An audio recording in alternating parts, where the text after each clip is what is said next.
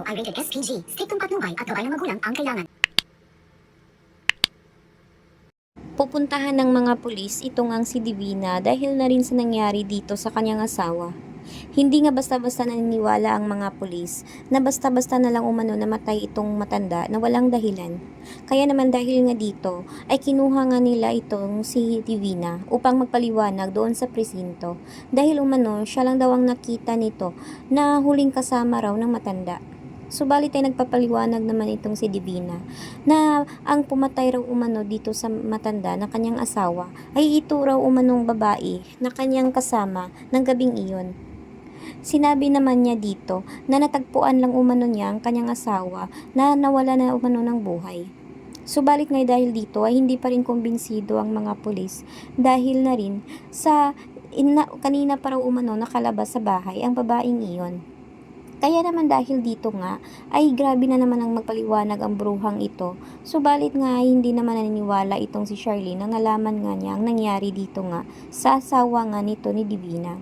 Kaya imposible naman raw umanong hindi umano si Divina ang may kinalaman nito.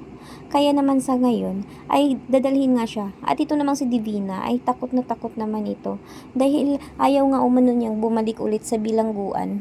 Dahil nandidiri na raw umano siya sa lugar na iyon at meron na nga umano siyang trauma doon. Kaya ngayon ay kumuha nga siya ng magaling na abogado upang sa gayon nga ay mapaliwanag dito ang totoo.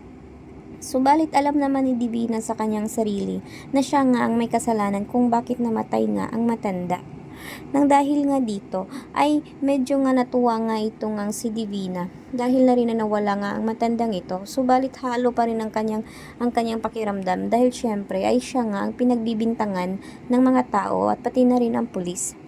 Kaya naman sa ngayon ay temporaryo ang nakalabas nga itong si Divina dahil na rin hindi naman umano matibay ang ebidensya kung bakit ang pumatay raw umano ay si Divina. Kaya ngayon nga ay patuloy pa rin ang kaso upang imbestigahan nga ang nangyari doon sa matanda. Samantala nga, si Divina naman ay excited na nga siyang makita itong si Liberty at paniguradong nakita nga niya ito dahil na rin ay kaalam na alam nga nito ni Divina. Dahil na rin nang nakita nga umano niya itong si Liberty ay natuwa nga siya at magaan raw umano ang loob niya dito.